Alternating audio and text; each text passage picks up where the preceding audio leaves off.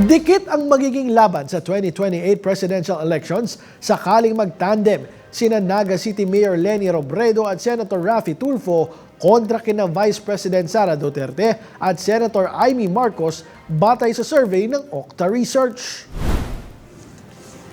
Sa survey na isinagawa noong July 4 hanggang 11, nasa 45% ang nagsabing susuportahan nila ang Robredo-Tulfo tandem. 42% naman ang pumabor sa Duterte-Marcos tandem.